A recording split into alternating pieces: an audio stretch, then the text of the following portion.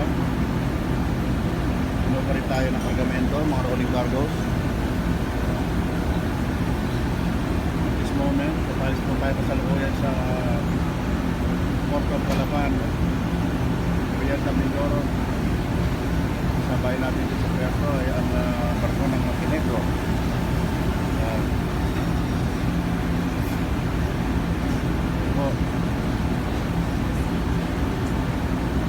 Isa po yan sa part ng preparation ng pagalit ang Uniyana ng rampa, yari ang mga lubid. So, dahil po sa init ng panahon ay ilan lamang ang ating mga pasahero dito sa economy, at halos doon naman na napuno ang ating sa air condition area, sa first class area. Kaya ito po, ilan lamang nandito sa economy, open air na.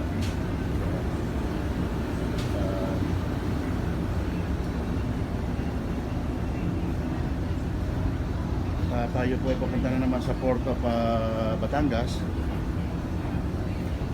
At we have a total cruise time of 2 hours exactly. Awaw ng Diyos na magandang panahon mga oras na ito alas 7:17 ng gabi.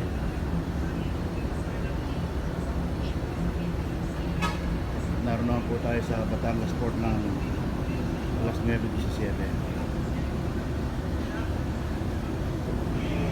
Lord, please be our guide in the journey of our future. Please watch over us, especially the ones wanting to see. Please protect us from accidents. Please keep us safe from harm to body and soul.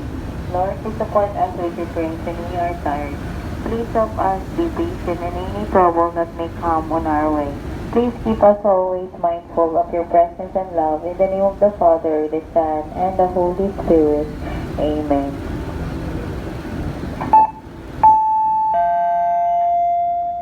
Magandang gabi po sa minamahal naming pasahero. Malugod po kayong tinatanggap ng pamunuan at ng mga tauhan ng Starlight Ferries Incorporated, lula ng MV Starlight Jupiter patungong Batangas. Ang barkong ito ay pinamunuan ni Kapitan Hernando Isidro kasama sina punong opisyal Joel Arvin Quinto at punong inhinyero Glenn Bilibloy. Kung kailangan ninyo ng aming tulong, huwag pong mag-atubiling tumawag sa sinuman sa aming mga tripulante na malapit sa inyo. Kasiyahan po namin na kayo ay mapaglingkuran. Maraming salamat po. Paalala po, para sa lahat ng mga pasahero, mahigpit pong ipinagbabawal na magtapon ng basura kahit saan, lalo na sa dagat tulad ng plastic. May tamang basurahan po tayo at doon lamang maaaring magtapon. At ang pagpanigarilyo ay mahigpit na ipinagbabawal sa loob ng akomodasyon.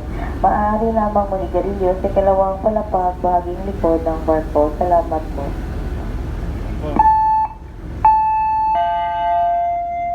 Matapos po mag-announcement, Paalala para sa mga magulang at tagapagbantay, huwag po announcement ng ating at maglaro ang inyong kasamang bata na mag-isa. steward, stewardess. Gabayan sila para sa Good kanilang evening, sir. kabutihan at kaligtasan. Maraming salamat po. ayan at hindi po nawawala yung mga paalalang yan. Mangyari lamang po na tingnan at pag-ingatan ang inyong mga gadget at importante sa kapitan. Sige po, tara na. At madilim na, tayo maglalakbay na. Wala pa na